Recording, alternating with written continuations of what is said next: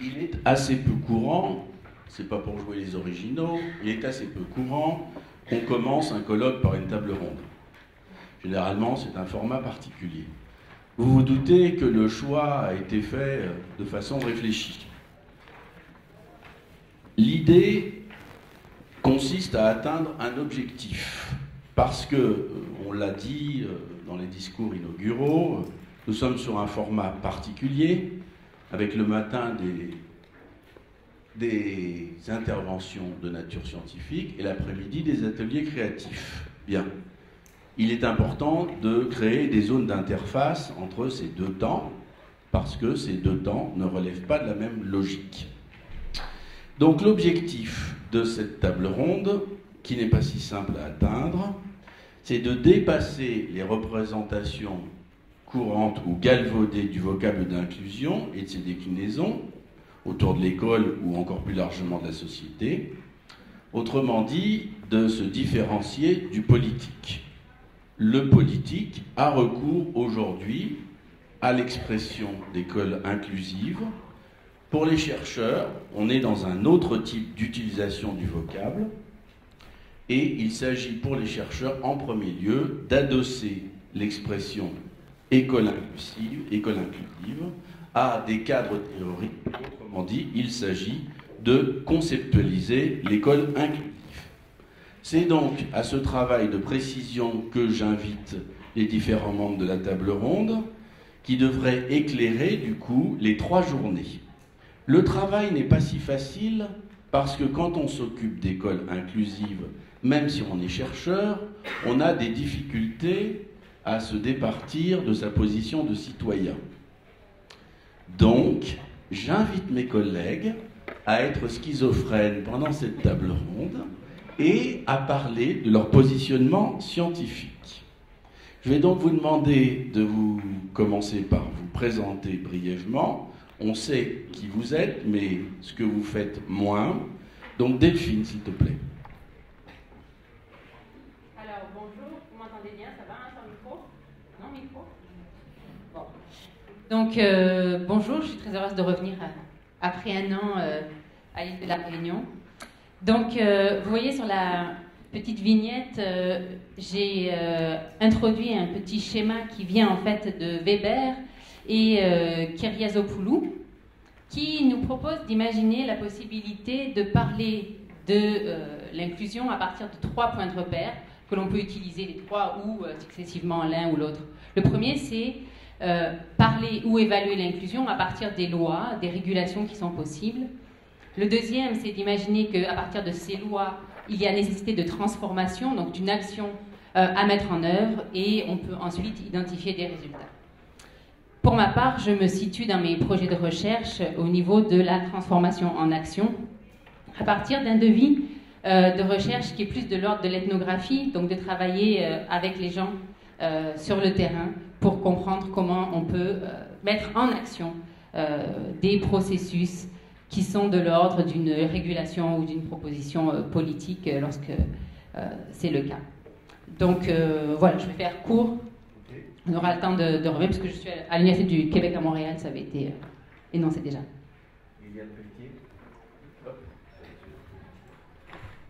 Alors, je vais essayer d'éviter la schizophrénie, mais ça va être un petit peu compliqué. Moi, je suis, vous le savez pour certains, ou peut-être pour tous, à la fois membre du laboratoire ICAR, mais aussi formatrice en ESPE, et je m'occupe particulièrement de public au niveau des besoins éducatifs particuliers, et notamment aussi un parcours qui s'appelle à l'ESPE « Prévenir et lutter contre l'illettrisme ». Moi, ma position, elle est celle d'un chercheur citoyen, et j'ai mis ce trait d'union entre chercheur et citoyen. Pourquoi ? Parce que confronté à des questions que j'estime être socialement vives, ce qui est sans doute essentiel, c'est de pouvoir avoir une triple vigilance, je dirais. Une vigilance à la fois éthique, une vigilance épistémologique, mais aussi une vigilance méthodologique. Alors Delphine a parlé d'ethnographie. Je suis dans une approche compréhensive des situations avec la prise en compte de l'ensemble des regards complémentaires que peuvent avoir tous les acteurs qui sont confrontés à ces questions-là, qu'ils soient de jeunes en situation de handicap, qu'ils soient de jeunes démunis, de parents, ou bien entendu de formateurs ou de personnel de direction. Donc moi ce qui m'intéresse c'est bien de toucher à tous avec un intérêt particulier au phénomène de transformation, au phénomène de trajectoire, au phénomène de variation interindividuelle et avec ce qui est en toile de fond, l'impact de la reconnaissance de tous les acteurs dans le changement en éducation. Bien entendu, étant dans le laboratoire ICAR, la question de la contextualisation, elle est à corps et à cri autour de mes questionnements.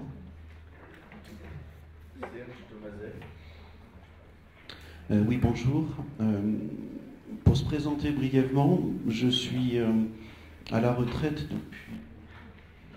On est le combien ?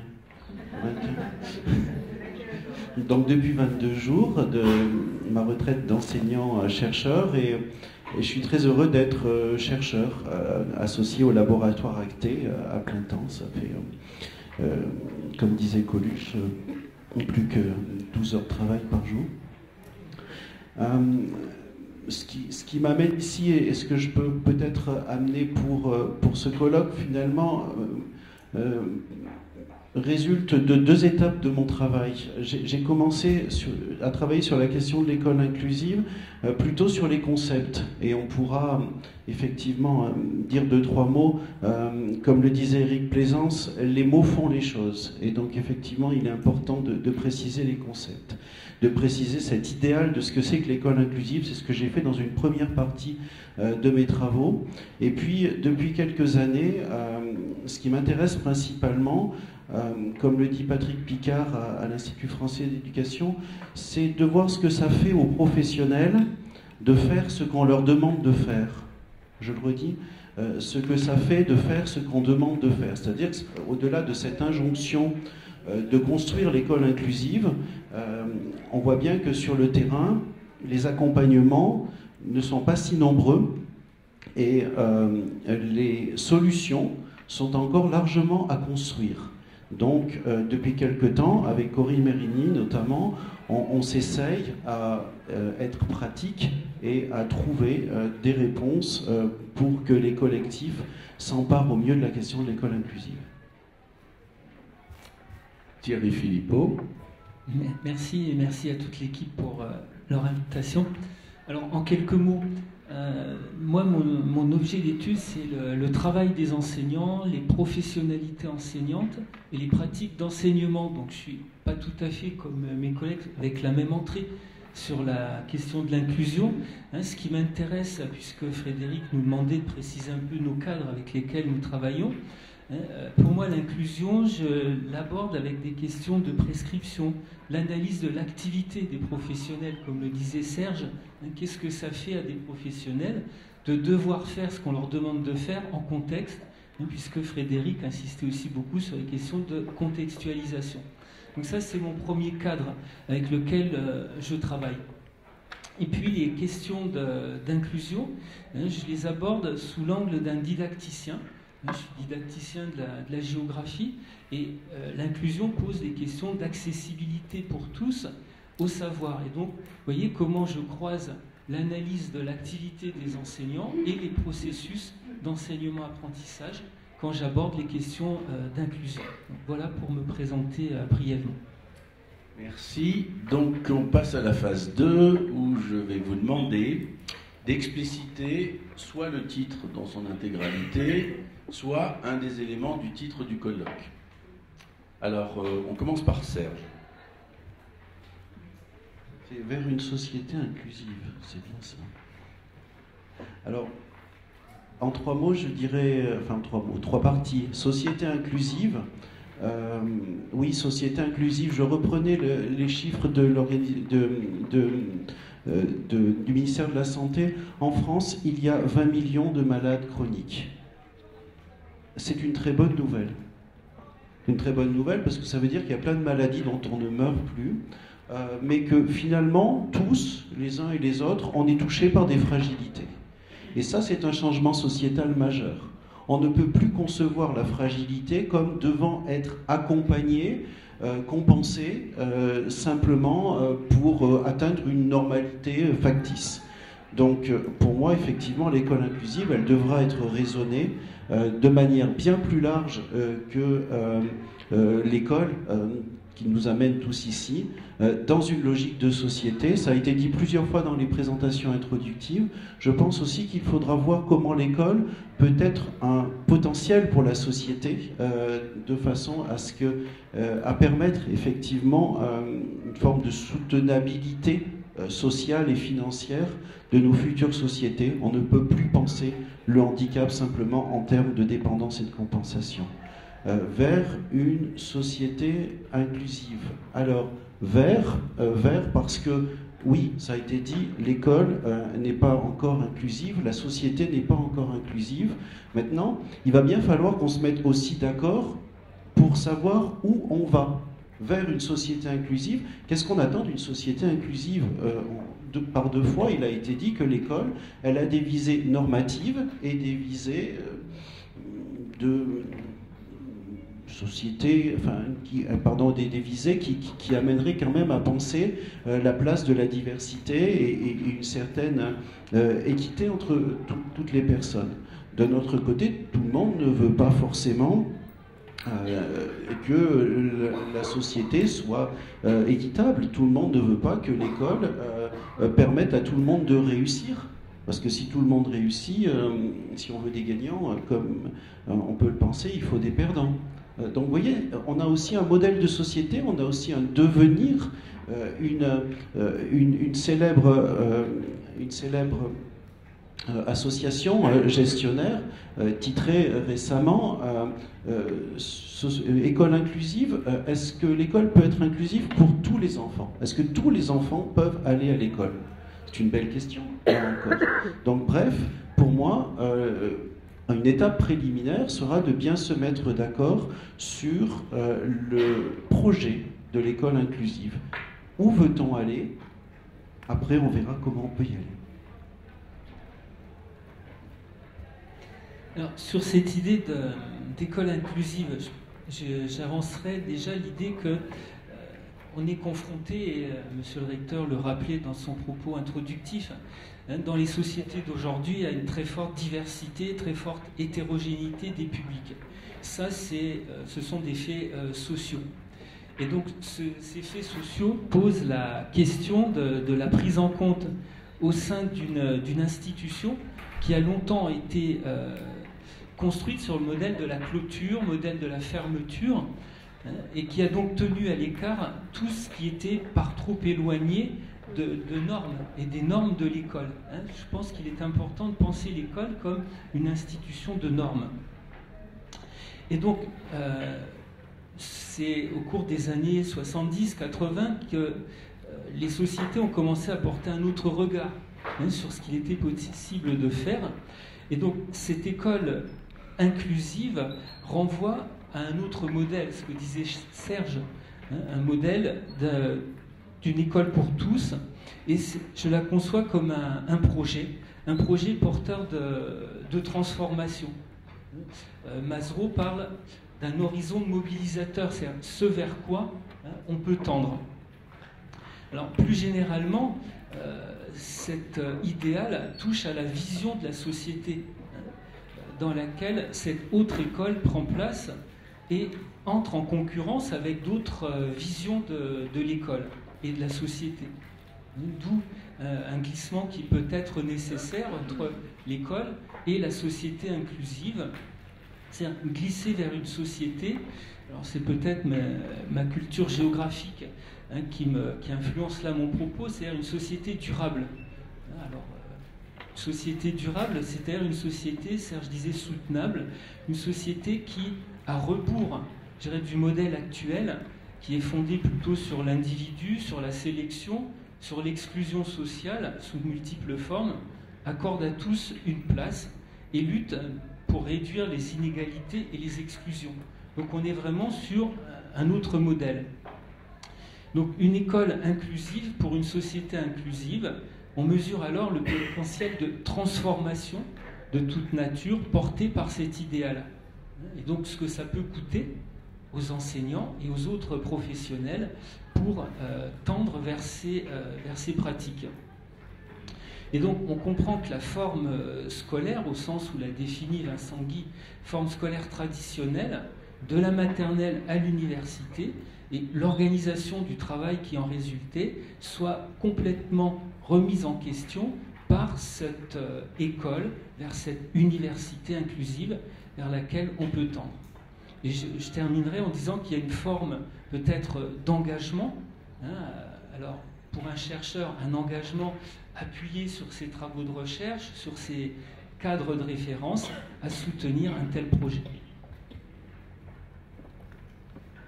Je vais poursuivre ce que tu dis, Thierry, à propos de... Tu n'as pas dit le mot, mais d'une certaine forme d'engagement. Tu as parlé d'engagement. Je pense qu'il faut qu'on soit sur ce que disait Brigitte Albéraud en 2016 lors du dernier congrès de l'AREF. Il faut pouvoir assumer un statut de chercheur citoyen proactif pour que tel que moi je suis, chercheur en sciences de l'éducation, on ne soit pas un simple opérateur technique, un simple prestataire de services pour des politiques publiques, mais qu'on soit véritablement dans une opération qui soit partiellement maîtrisée ou au mieux maîtrisée si on y arrive. Je pense qu'il y a quelque chose derrière ce que disait Charles Gardou en 2012. Il faut en parler, mais ça ne suffit peut-être plus d'en parler. Il faut passer aux actes. C'est le nom de notre table ronde, de la parole aux actes. En 2012, il s'agissait d'en parler. 6 ans après, il faut pouvoir construire des choses de façon plus explicite, pas à pas, et faire confiance en un principe qui pour moi est important, c'est celui du principe de la reconnaissance, qui aujourd'hui est bafoué quand on fait l'analyse des conditions sociales, au sens d'Yves Lenoir notamment, mais peut-être il faut penser plutôt comme Paolo Freire ou encore Axel Honneth à la question de penser la société inclusive comme un processus d'émancipation sous l'angle d'un changement radical plutôt que simple ajustement. Alors peut-être qu'il va falloir jouer de cette question de changement radical et d'ajustement. Dans les propos qui sont les nôtres aujourd'hui autour de l'équipe vers une société inclusive que j'accompagne, on se pose aussi la question de mettre un S à société. Qu'est-ce qu'il y a derrière cette idée de mettre un S à société? Nous sommes ici à La Réunion, par exemple, où différents processus culturels sont à l'œuvre et produisent des modernités réunionnaises au sens de Wolf et Watin, de Wolf et Watin, je ne vais pas entrer dans les détails. Ces modernités, faire partie d'une société créole, avec les décalages que l'on connaît entre la société métropolitaine et l'histoire de La Réunion, conduit sans doute à penser les individus qui vont se composer dans des manières d'être, dans des manières de vivre, dans des références culturelles, en dualité qui les entoure, entre la société créole et son histoire, et la société française et son histoire. Des décalages, des bricolages, des rafistolages au sens de Vergès et de Marie-Moutou qui sont sans doute nécessaires et qui se produisent sans forcément dosage précis, mais qui nécessitent de penser les choses, ce que tu disais, Serge, d'un individu à l'autre au sens de singularité, mais aussi dans un collectif qui se construit.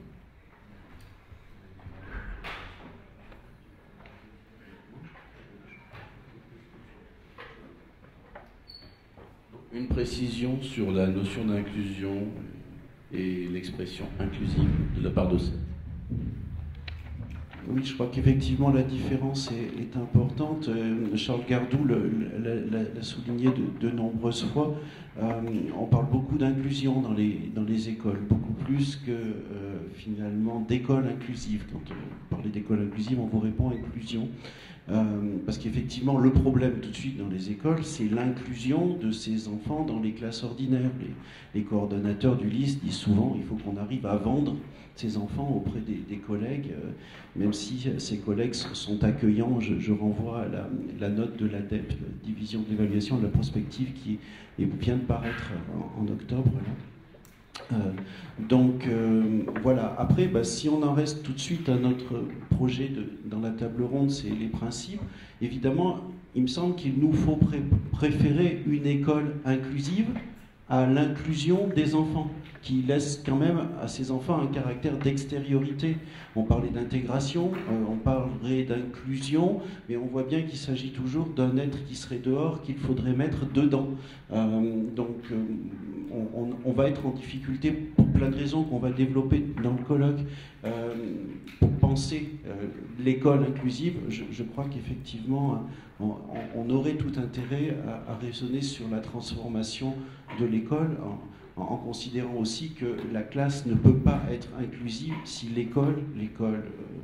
l'établissement scolaire, mais l'école avec un grand E, ça regarde aussi la gouvernance, l'organisation des territoires qui devront penser l'organisation, les politiques pour permettre à chacun, chaque professionnel, de faire son travail. Donc une école majuscule inclusive. Merci. Delphine. Alors, mes collègues l'ont identifié, on parle d'un paradigme qui doit changer, qui changerait. J'aime beaucoup utiliser ce schéma que vous avez ici avec 3 situations. Moi, je vais m'attarder vraiment sur le terme vert pour qu'on ait l'occasion de discuter cela. On a l'habitude, pour ceux qui sont familiers du domaine, à voir uniquement les 2 premières vignettes qui ont par habitude... qui sont utilisés habituellement pour identifier la différence entre l'égalité ou l'équité. Dans ces premières vignettes que vous voyez, on imagine donner la même chose à chacun, on serait dans un domaine d'égalité, mais ça ne résout pas la participation de chacun. Dans la deuxième vignette, à ce moment-là, on parle de ce qui serait appelé adapter aux besoins particuliers, faire des accommodations, d'accord, que l'on retrouve très souvent sous le terme d'inclusion, accolé au terme d'inclusion. Mais vous voyez encore qu'il y a une 3e possibilité, et là je vais me référer, je vous invite à lire l'introduction qui a été faite par le Index for Inclusion, ou bien en français, je pense que ça doit être traduit par Guide de l'inclusion, Guide pour l'inclusion, de Booth et Hensko, qui invite à penser les choses différemment. L'inclusion, ça n'est, dans ce courant de pensée, que la 3e vignette, pas la 2e. Cette 3e vignette qui veut, au préalable, avoir éliminé toutes les barrières, d'accord, pour favoriser la pleine participation de tout le monde. Il ne s'agit pas de compenser pour que chacun puisse avoir une participation, mais il s'agit bien au départ d'avoir enlevé les barrières qui permettent à chacun de participer pleinement. À ce titre-là, je ne peux pas vous le montrer, mais c'est celle où il y a le petit soleil. Vous voyez la 3e où le grillage permet à tout le monde de voir. À ce titre-là, l'inclusion dans ce courant de pensée, c'est un double mouvement qui va sans arrêt évoluer. Et donc les contextes sont sans arrêt en changement, c'est pour ça que j'insiste sur le terme de vert, parce qu'on part du principe que l'inclusion c'est un double mouvement, travailler à réduire, à enlever, on va dire, d'accord, et à éliminer toutes les barrières pour favoriser, c'est le 2e aspect, la pleine participation. Or, nos contextes dans notre vie, à l'école ou en dehors de l'école, évoluent en permanence. Ça suppose donc que l'on soit en permanence en train de changer et de réévaluer ce qu'il nous faut faire pour favoriser la pleine participation de tous. Alors, la question de la diversité, c'est reconnaître la diversité comme le socle du fondement de l'humanité. Ça, c'est un concept qui a été déjà évoqué par mes collègues, mais ça suppose évidemment de grands changements et surtout l'idée de cette flexibilité qu'on s'octroierait en permanence pour repenser ces différents éléments. Je vais juste vous donner un exemple concret. Ici, nous sommes dans une école, Ferny Grove State School, dans le comté de Queensland, en Australie. Vous voyez que les écoles en Australie sont de plein pied la plupart du temps et avec beaucoup d'arbres, donc beaucoup de roches, donc aussi beaucoup de racines. Dans cette école qui est une école inclusive, le directeur que vous voyez là, qui vient de gagner un prix, alors je me devais de mettre son visage, ça fait partie des principes, en utilisant son nom, a aménagé avec la communauté, puisqu'il s'agit d'un travail avec la communauté, une école qui permette à tous d'être en pleine participation tout le temps. Et vous voyez un petit garçon sur un fauteuil roulant qui joue à un jeu célèbre en Australie dans la cour avec tout le monde. Donc, dans ce terrain oscillant, des rampes ont été créées pour que chacun puisse circuler et aller jouer. L'année dernière, lorsque j'étais là-bas, un petit garçon est arrivé dans cette école, 7 ans, mais lui, il n'a pas de fauteuil, il a juste besoin d'une marchette ou de récupérer un équilibre. La plupart du temps, on pourrait dire, eh bien, il n'a qu'à prendre la rampe. Mais là, dans cette idée-là, si on parle favoriser la pleine participation, la réponse ne va pas être non, cet enfant ne va pas juste utiliser la rampe. On va aussi lui permettre d'aller où vont tous les autres, en simplement planifiant, en rendant plus souple certains aspects pour éviter qu'il se fasse mal en marchant dans les racines. Donc, ça exemplifie bien pour moi l'idée que même si on a mis des rampes quelque part, c'est peut-être pas la solution unique et permanente pour favoriser l'accessibilité à tous. Là, on est sur quelque chose de physique, mais aussi la pleine participation. Juste pour terminer avec ça, que cette notion de flexibilité, c'est ce que l'on devrait pouvoir accoler en permanence à la question d'inclusion. D'école inclusive, de société inclusive, ça veut dire que l'on s'engage, nous, en tant que citoyens, en tant que chercheurs, en tant que parents, en tant que tout ce que nous sommes à la fois, dans cette idée de ne pas travailler uniquement sur quelque chose de muable, mais justement de s'autoriser, de considérer que notre diversité est fondamentale dans cette diversité de changement. Merci. Donc, troisième volet de la table ronde. Je vous demanderai maintenant de développer un élément clé pour une communauté éducative inclusive. On peut commencer par Serge.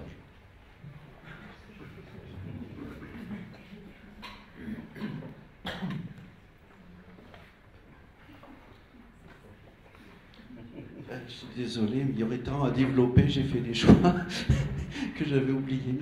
Ce que je vais développer, c'est intermétier. On va le voir avec Corinne dans notre présentation.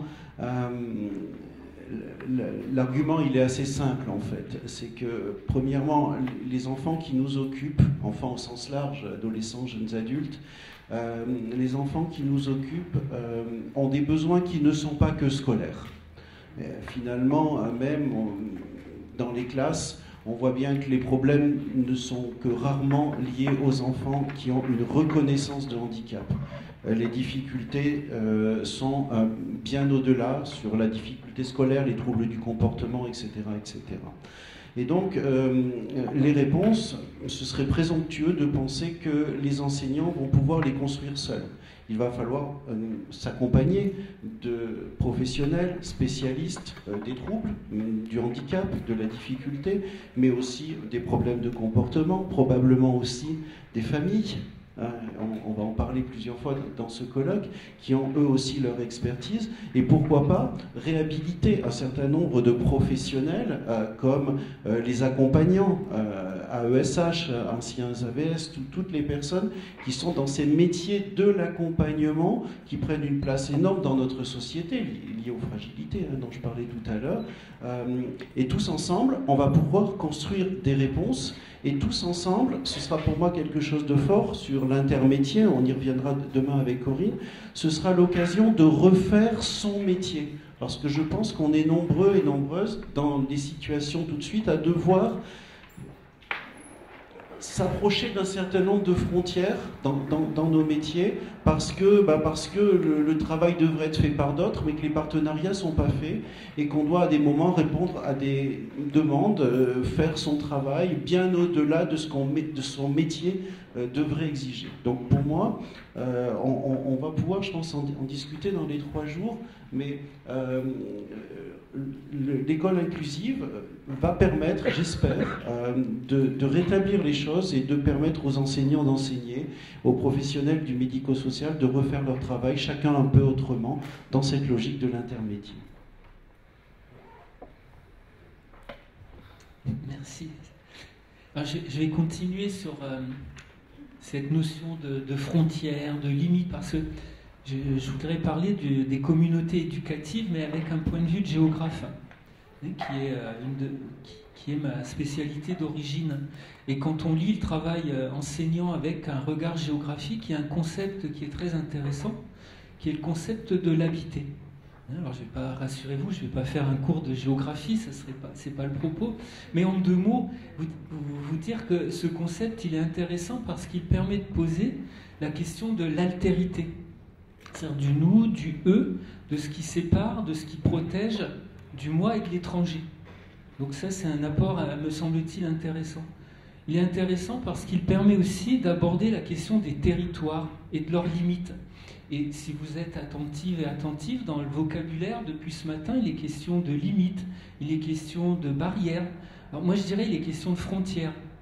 Alors, des frontières, c'est intéressant pour penser cette communauté éducative, parce que la frontière, les géographes la définissent comme une ligne qui peut être fermée, qui peut être ouverte, qui peut être plus ou moins fermée ou ouverte, mais surtout qui met en contact des univers différents.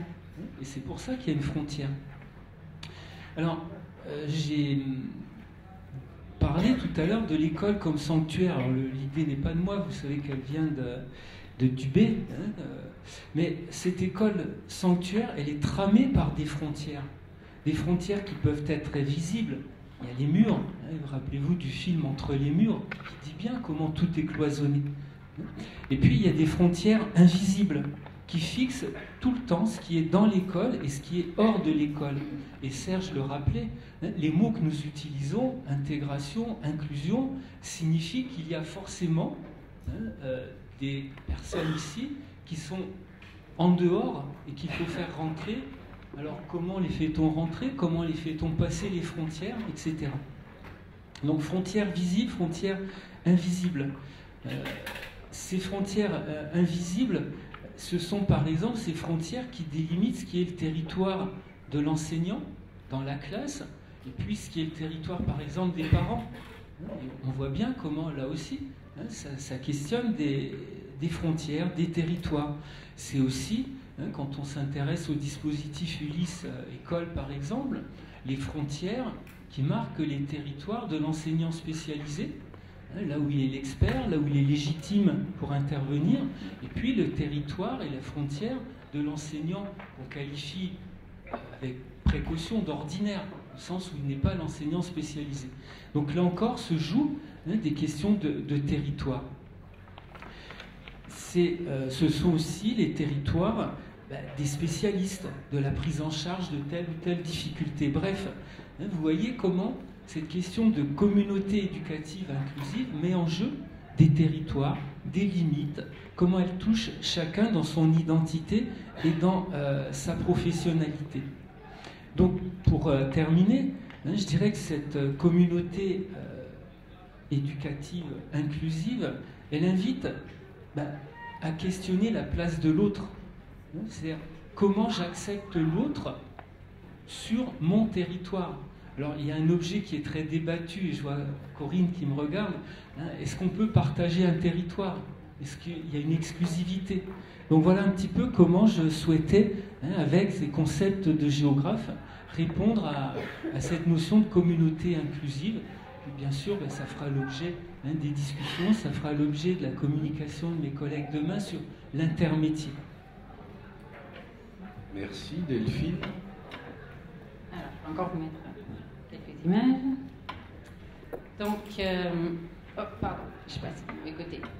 Moi, je vais m'arrêter sur la question de l'école comme un espace de cristallisation vers une société inclusive, et je vais vous proposer de regarder 3 enjeux fondamentaux pour l'école, et aussi d'après les différents projets de recherche que j'ai faits au Québec ou récemment en Australie, les plus grandes barrières qu'à l'heure actuelle on a pu discuter avec les enseignants, les élèves eux-mêmes, et j'insiste, les élèves eux-mêmes qui sont partie prenante de la communauté. On n'en a pas encore beaucoup parlé, mais ils ont à faire beaucoup à l'intérieur de cette école inclusive. Alors, 3 enjeux. Le premier, c'est, mes collègues en ont beaucoup parlé, d'imaginer que l'école doit être dans la communauté. Donc, qu'est-ce que ça veut dire concrètement? Là, je vous invite encore à lire les textes de Susan Carrington et MacArthur pour avoir des renseignements plus précis là-dessus. C'est passer d'une école où on s'intéresse juste aux élèves et où on a l'habitude de dire que, par exemple, l'inclusion, c'est l'inclusion des élèves qui sont en situation de handicap, les élèves qui sont, etc., qui ont plein de qualificatifs, alors que l'inclusion, c'est s'intéresser à la participation de tous, pas de ceux qui sont qualifiés comme quelque chose d'autre. Donc ça, c'est une grande différence pour moi. De la même manière que l'on peut parler de l'école dans la communauté, c'est-à-dire qu'on ne s'intéresse plus à apporter du soutien à un élève ou à un groupe d'élèves, mais on s'intéresse à ce que la communauté, à l'école et à l'extérieur de l'école, les communautés s'apportent mutuellement. Donc on va passer d'une focale sur l'intérieur de l'école à une focale en lien avec la communauté, dans et avec l'école. Vous voyez ici, donc sur la première image, l'idée de ce chemin vers on s'intéresse juste aux enfants à on s'intéresse à une communauté, avec des définitions de projets d'école qui changent forcément en termes de créativité, de diversité, de relation avec les partenaires et d'engagement. On retrouve ces pôles-là dans des écoles qui sont connues et reconnues comme des écoles inclusives. Deuxième point et deuxième enjeu essentiel si l'on s'intéresse à ça, c'est le changement du statut de l'élève. Si on s'intéresse à un chemin vers l'école inclusive, on ne parle plus d'un élève type, et donc on va voir après d'un enseignement type, mais on s'intéresse aux élèves dans leur diversité. Ça questionne beaucoup nos représentations sur la modalité d'apprendre, sur la modalité d'enseigner. Est-ce que tout le monde apprend de la même manière? On a l'habitude de dire non, mais dans les faits, pensons-nous vraiment que l'on peut apprendre de différentes manières, et pensons-nous vraiment, dans ce que nous faisons en tant que chercheurs à l'université ou dans nos cours, j'entends, ou enseignants dans les classes, que l'on peut apprendre de différentes manières et reconnaître les élèves dans leur diversité. Le troisième enjeu qu'il nous faut regarder, c'est des pédagogies pour la diversité. Qu'est-ce que ça veut dire que de s'intéresser à une pédagogie qui serait universelle ou une pédagogie interactionnelle, telle que je l'ai développée plusieurs fois? Ça veut dire qu'on apporte des supports immédiats de différentes manières, un support visuel, un support auditif, un support de mouvement en permanence, dans nos classes, à l'extérieur. Qu'est-ce que ça suppose comme changement de paradigme? Si on s'intéresse à enlever les barrières, comment on va se représenter cette école qui ne va plus être juste une école frontale, mais une école qui va aller chercher des ressources multiples en utilisant aussi tous les éléments du corps, de l'interaction du langage, à l'intérieur et, comme on l'a vu tout à l'heure, à l'extérieur de la société. Vous voyez que là, je vous propose juste une petite vignette sur ce qui se fait dans une des universités australiennes.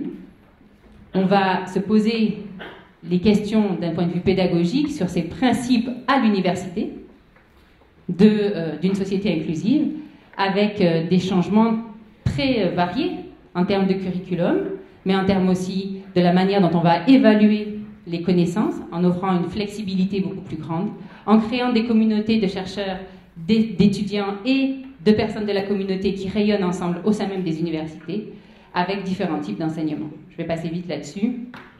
Dans les références que vous verrez à la fin PowerPoint, vous avez de quoi aller lire plus précisément sur ces questions-là. 3 barrières les plus importantes que j'ai pu voir au cours de mes projets de recherche, si l'on s'intéresse à mettre en œuvre ces 3 grands fondements de l'école inclusive, c'est le rapport au langage d'abord. Forcément, si on considère que l'on va s'adresser à une diversité, alors on va devoir rechanger nos modalités de communication et d'interaction pour répondre à cette diversité.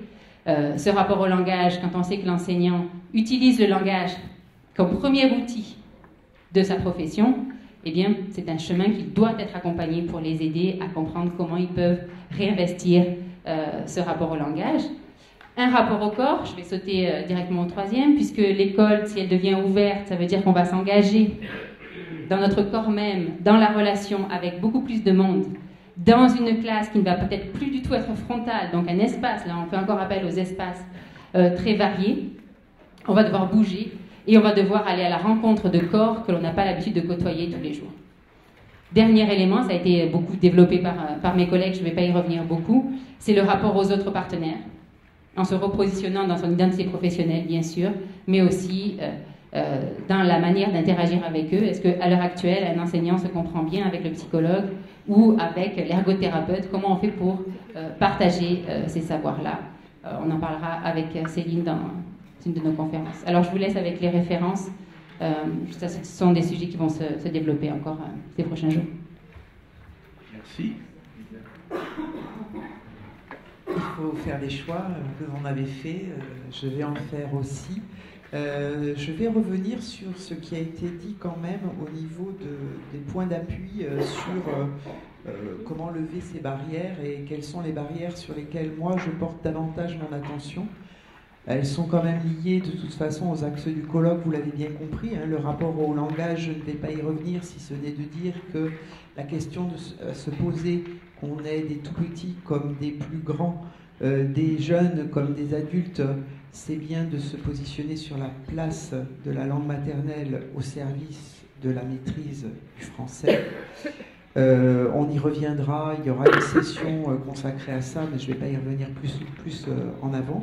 Je vais revenir par contre sur le rapport aux autres partenaires, mais aussi penser aux modalités d'accompagnement des partenaires que sont les encadrants qui encadrent dans les écoles, dans les circonscriptions, dans les établissements, dans les différents lieux, que ce soit dedans ou dehors, parce que je crois qu'il y a question, et les travaux que l'on a menés actuellement, enfin que l'on a menés depuis septembre 2017 avec l'équipe VSI, montrent que il y a un rôle essentiel à tenir, que j'appellerais un rôle de leadership inclusif, qui va faciliter le développement du sentiment d'appartenance et sans doute celui d'émancipation des acteurs. Parce que pour travailler à la flexibilité, pour réduire ou déplacer des frontières, pour penser autrement les territoires et pouvoir avoir... il faut sans doute penser à ces questions de leadership de type inclusif, et il en sera particulièrement question lors de la session des posters étudiants, puisque les travaux qu'on a menés dans les classes passerelles, qui sont des dispositifs pour les enfants accueillis à 2 ans avec leurs parents pendant une partie de l'année, et avec comme objectif d'apprendre à être ensemble pour mieux se séparer, d'apprendre aussi à se rapprocher des codes scolaires pour ceux qui en sont les plus éloignés au départ.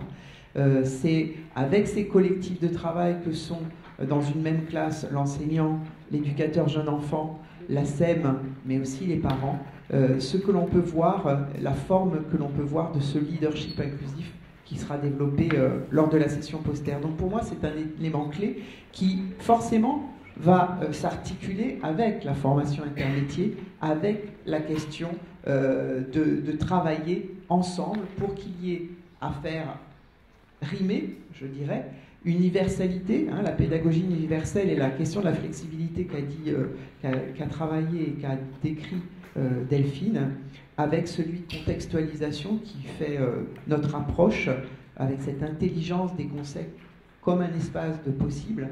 Et c'est le lieu des ateliers créatifs, où il va s'agir de créer peut-être des opportunités par et avec le collectif que l'on va constituer lors des ateliers de ces 3 jours. Voilà, donc 2 mots-clés, je dirais, intermétier et leadership inclusif. Merci. On arrive donc à la 4e et dernière question de la table ronde, qui fait le lien avec ce que tu as dit dans tes dernières phrases. Je vous demanderai donc de nous dire le sens que le projet des ateliers créatifs a pour vous, sachant que les ateliers créatifs ont une place toute particulière dans ce colloque. Donc, qu'est-ce que ça évoque pour vous et quelles sont les finalités finalement de ces ateliers, comment vous les voyez, etc. On peut commencer par Liliane. Alors, je pense que la philosophie générale, elle a été déjà décrite par Monsieur le recteur, Frédéric Tupin. C'est un lieu de construction de projets d'action. L'idée, c'est de se nourrir de tout ce qui va être dit, à mon sens, le matin, les matinées, tout ce qui va être échangé, et de lier savoir académique et savoir d'expérience comme des lieux de montage de projets, avec à la clé quelque chose qui va se faire en acte demain, après-demain, dans quelques mois, dans quelques jours. C'est aussi, et ça je pense que c'est quelque chose qui a été relativement... vous a interpellé à tous, c'est de s'inscrire en équipe.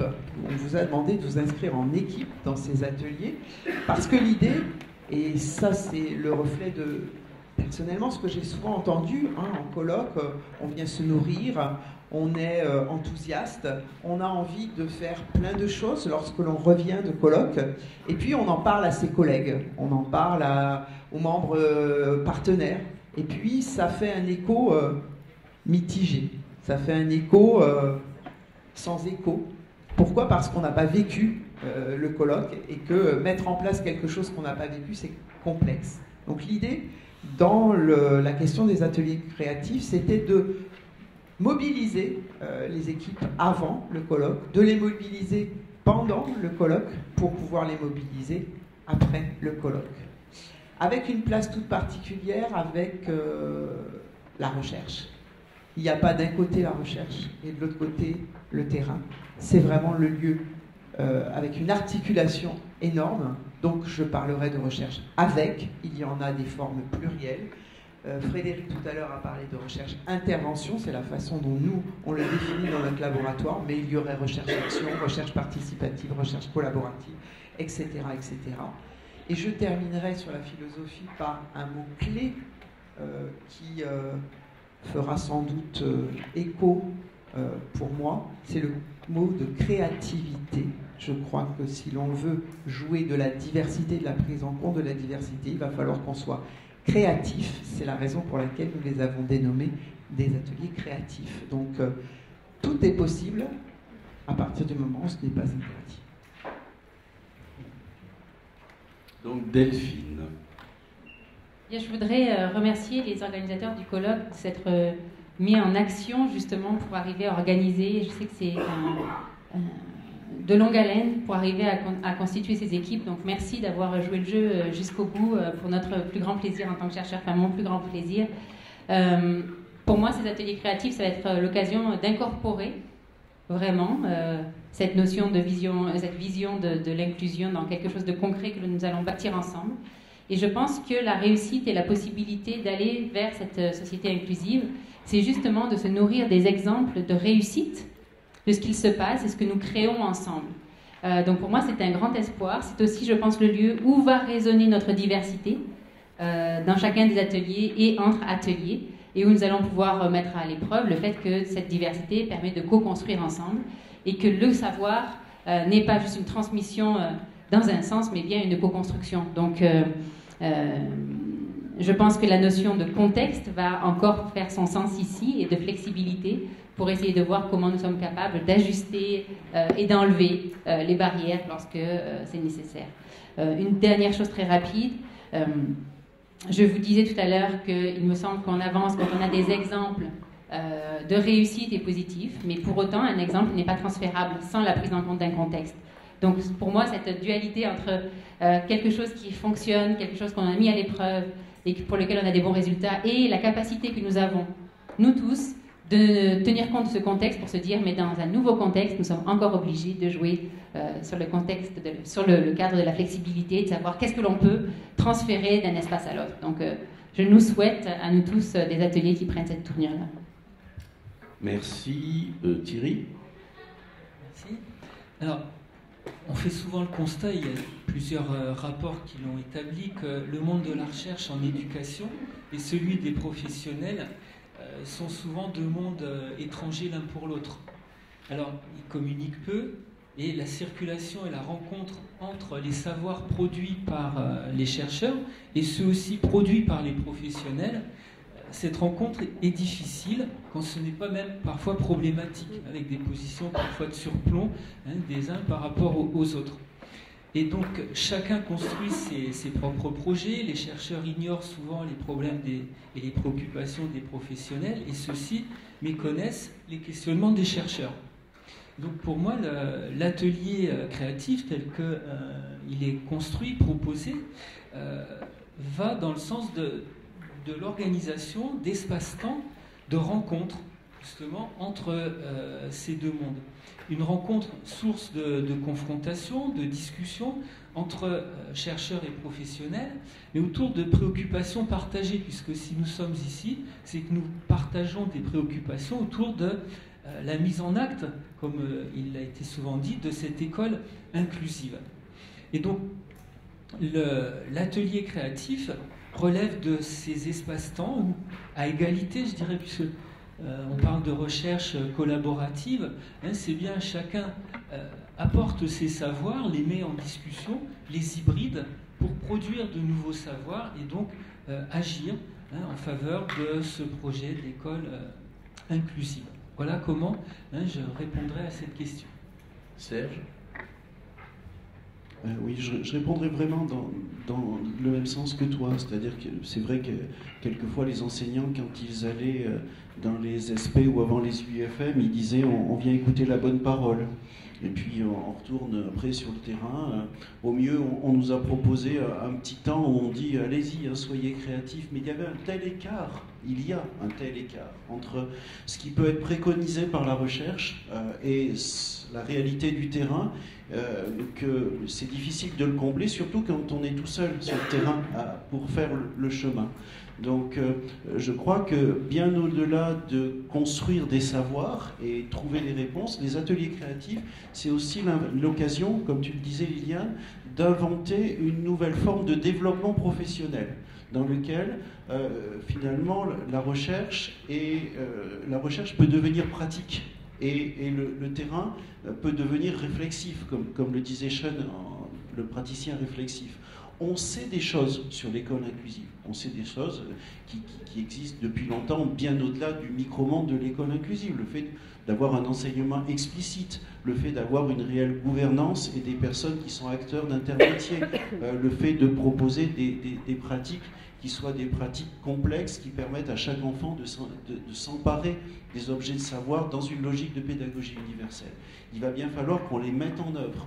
Et pour ça, il faut des espaces, comme le dit Thierry, qui sont des espaces de débat où il n'y a pas la surplombance du chercheur qui va dire « on sait ça », mais on a ce savoir-là, et avec le terrain, on va dialoguer, débattre, construire, se battre peut-être aussi, pour tenir les deux points de vue, celui de la recherche, des savoirs, et celui du terrain avec sa réalité, ou surtout peut-être avec ses réalités, j'imagine, dans la réunion, vous dites ça, comment vous dites ?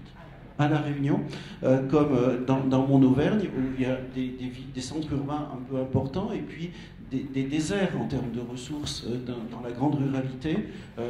Certainement, les solutions ne sont pas les mêmes, et de toute façon, elles ne préexistent pas, elles seront à construire ensemble en fonction, effectivement, de la réalité des terrains. J'inclus dans le terrain, évidemment, ces acteurs. Merci. On peut peut-être finir, du coup, pour faire le lien, par une très brève présentation des 5 ateliers. Madame Pelletier, vous avez 1 minute maximum par atelier. Je surveille. Alors ça sera moins d'1 minute parce que j'ai une petite chose à dire avant. C'est vraiment, je vais le redire, tout ce qui a été dit, c'est le lieu de l'inter, le lieu créatif, c'est là où on va pouvoir aussi s'emparer d'obstacles parce qu'on rencontre tous des difficultés, on va pouvoir prendre de la distance et prendre le temps de pouvoir lever cette barrière pour préparer la JA. Pour ça, on a effectivement, Delphine l'a dit, été à la rencontre de lieux, de contextes, d'associations, d'écoles, d'établissements, pour construire les ateliers, non pas hors sol, mais bien en lien avec des problématiques de terrain. Donc il y a 5 ateliers. Le premier va se questionner sur la relation à autrui avec des jeunes porteurs de troubles du spectre autistique.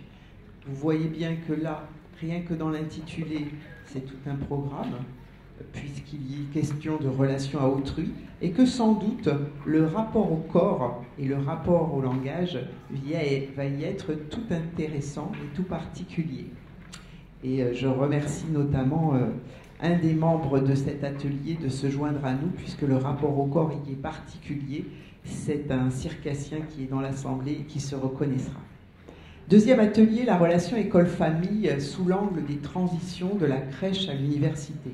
Je ne sais pas si sur ce premier atelier de ce type-là, nous arriverons à balayer de la crèche à l'université, mais la question est bien de s'interroger au moment des transitions. Quand on entre à l'école maternelle, quand on entre à l'école élémentaire, peut-être qu'on n'y est pas aussi sensible que cela.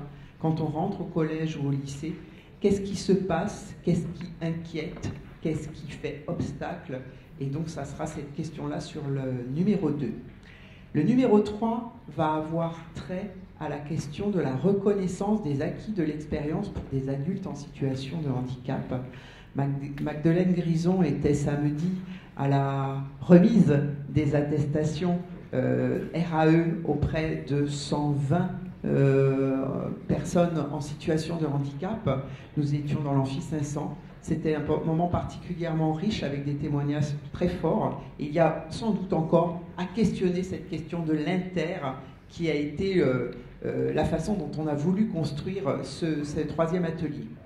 Le quatrième atelier a été assez complexe à mettre en œuvre. Vous allez voir pourquoi, très certainement. C'est la question de la relation à l'apprendre des étudiants en situation de handicap et la question de l'accessibilité au savoir à l'université. Sans doute que l'université se sent un peu trop loin du terrain et il a été complexe de mettre en place cet atelier. Et il est donc intéressant de faire ce premier atelier qui n'est sans doute pas le dernier à mon avis, parce qu'il y a beaucoup de chemin à parcourir. Et le dernier atelier, il a été très très vite complet, vous allez voir pourquoi. Vers une école inclusive, de nouveaux gestes professionnels et la question de l'accessibilité au savoir à l'école primaire et incluant évidemment le collège pour le cycle 4. Nous avons à nous questionner sur ce qu'on a dit tout au long de cette table ronde, quels sont les nouveaux gestes professionnels à mettre en œuvre si l'on veut être dans un changement de paradigme. Contrat rempli, merci. Bien. Donc voilà, cette table ronde s'achève sur cette intervention et on va passer à la suite du programme. Liliane, je te repasse la parole pour la suite.